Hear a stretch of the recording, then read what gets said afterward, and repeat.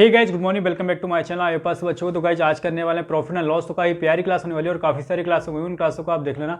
अगर आपने हमारे चैनल को सब्सक्राइब नहीं किया, चैनल को सब्सक्राइब कीजिए और ज़्यादा से ज़्यादा सपोर्ट कीजिए। फटाफट करेंगे प्यार पे क्वेश्चन और हर एग्जाम की आपको तैयारी कराऊंगा, बिल्कुल ईजी में फटाफट से कर लेते हैं, ठीक है, बिना किसी टाइम वेस्ट किए। तो हर टाइप करने वाले हैं, ठीक है, फटाफट से करते हैं। कह रहा है a man boy toffee eight the rate of 11 for ₹10। देखो बहुत प्यारा क्वेश्चन है। तो कॉस्ट प्राइस देखो क्या होगा। अगर क्वेश्चन में दे रखा है कि 11 और 10 रुपये में कितनी टॉफ़ी खरीदनी है, 11, तो एक टॉफ़ी का मूल्य आ गया यहाँ से।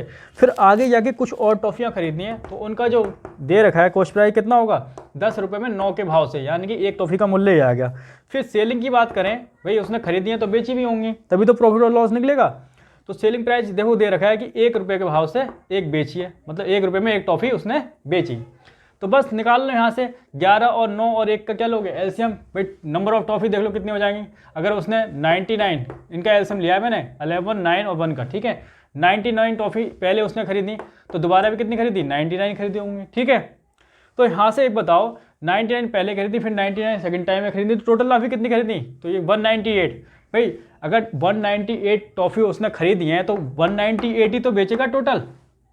बस यहाँ से निकाल लो, जब सॉल्व करोगे तो यहाँ से करोगे तो ये आ जाएगा 11 से कटेगा या 11 से काट लो, 9 टाइम जाएगा, ये 90 हो जाएगा आपका, और ये काटोगे तो 11 आ जाएगा, तो ये जाएगा 110।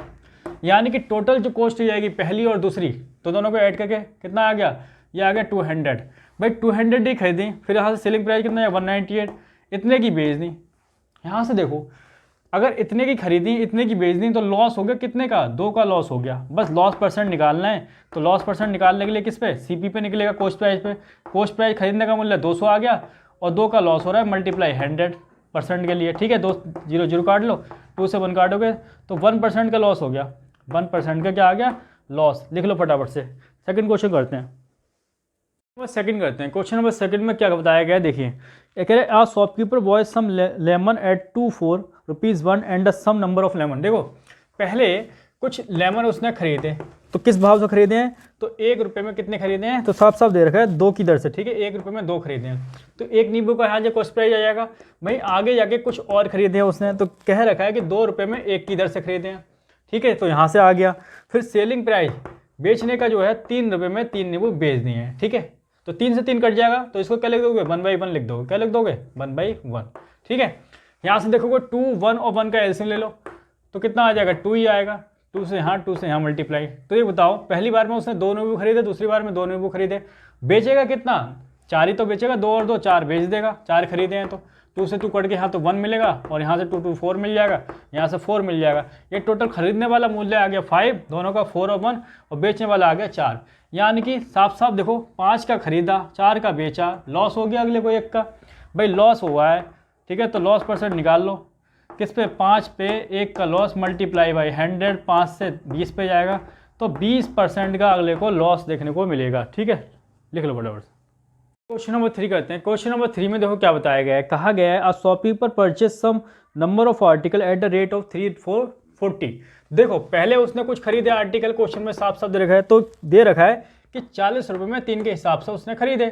फिर आगे जाके और खरीदे, कितने खरीदे हैं, तो क्वेश्चन में दे रखा है 60 रुपये में 5 के भाव से, ठीक है, ये आगे 1 का, ठीक है। फिर बेचे किस हिसाब से, सेलिंग प्राइस क्या है, तो क्वेश्चन में दे रखा है कि उसने 50 में 3 बेचे, 50 रुपये में 3 के हिसाब से बेचे, ठीक है। तो ये आ गया। यहाँ से 5, 3 और 3 का क्या लोगे, एलसीएम कितना आ जाएगा, 15। अगर उसने पहले 15 आर्टिकल खरीदे होंगे तो सेकंड टाइम में कितने खरीदोगे, 15 खरीदोगे। टोटल आर्टिकल कितने खरीद लिए, 15 और 15 कितना, 30। भाई 15 का 15 कितना होगा, 30 अगर खरीदेगा तो 30 बेचेगा, तभी प्रॉफिट और लॉस हो सकता है, ठीक है।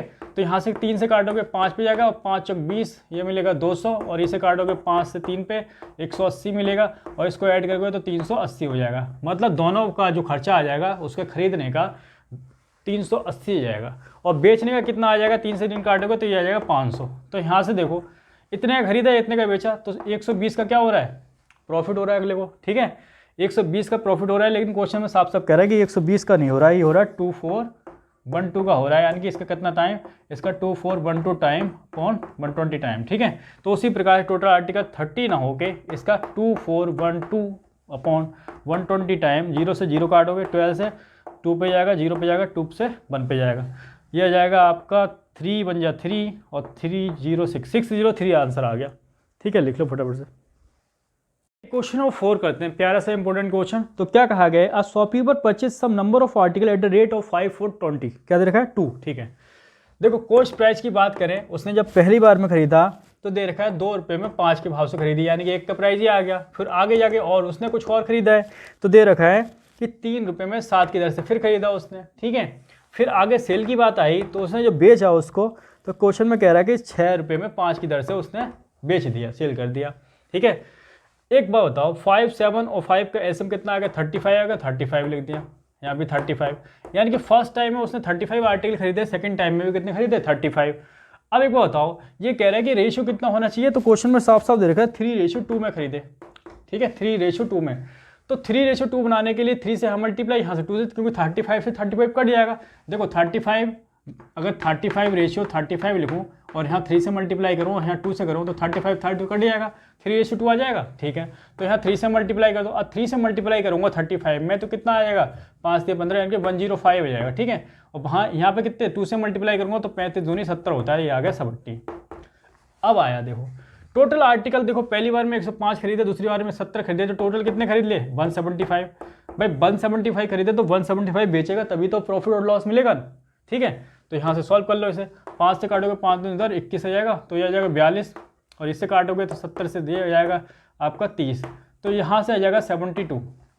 दोनों आर्टिकल उसने 72 रुपये में खरीदे, तो 5 से काटोगे 5 दिए 15 और 5 पंजे 25 और 35 की इसमें मल्टीप्लाई 210 होता है। ठीक है, यानी कि इनके बीच का गैप कितना आ जाएगा 138। ठीक है, 138 का देखो, अगर उसका कॉस्ट प्राइस 72 है, इतने में खरीदा और बेचा इतने में, तो प्रॉफिट कितने का देखने को मिल रहा है 138 का। लेकिन क्वेश्चन में साफ साफ कह रहा है कि प्रॉफिट इतने का नहीं है, कितने का है 276 का है, यानी कि इसका 2 टाइम। ठीक है, तो उसी प्रकार से तो ये 175 ना हो के कितना हो जाएगा इसका 2 टाइम, यानी कि 350 हो जाएगा, और ये आपका आंसर है। ठीक है, लिख लो फटाफट से।